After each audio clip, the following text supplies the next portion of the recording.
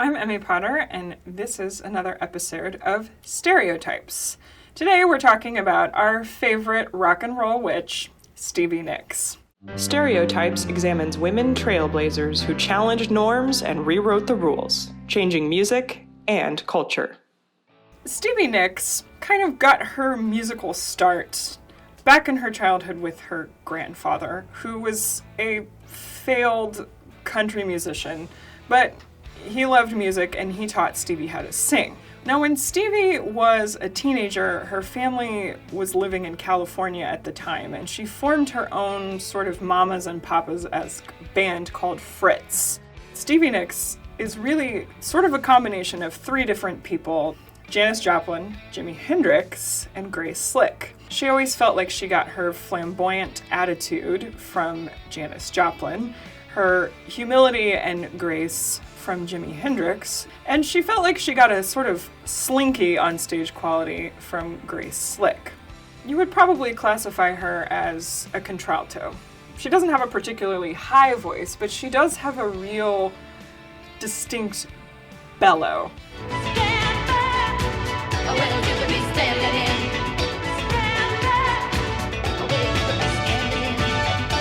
It's interesting because she has a very hyper-feminine look with the shawls, which she does have a climate control room for, by the way. The shawls and the top hat and the skirts, but she has this real hard sound to her voice. It's real raw.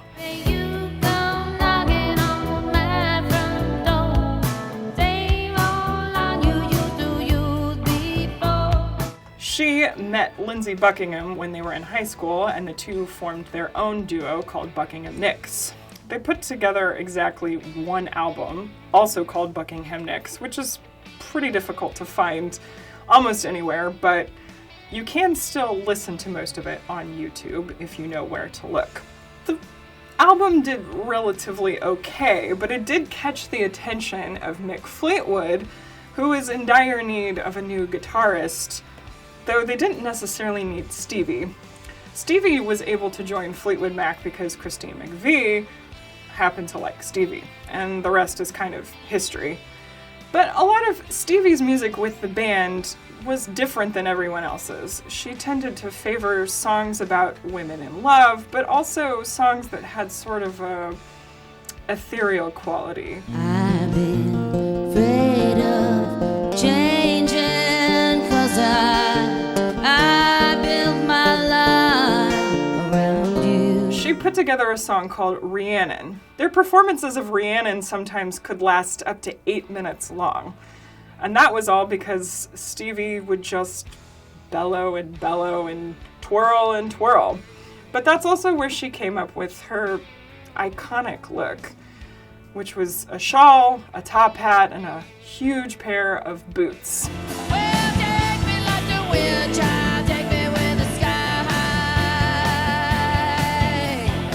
She sort of turned herself into this witchy woman, which ironically I think is how Lindsey Buckingham would probably describe his ex.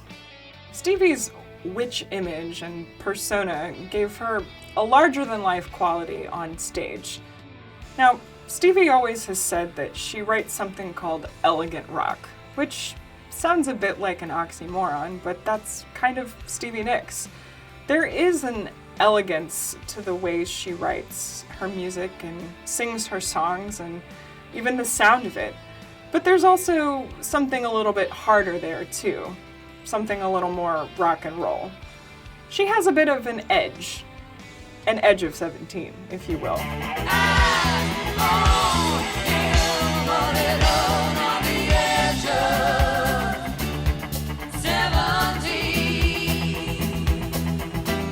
I'm Emmy Potter, and this was another episode of StereoTypes.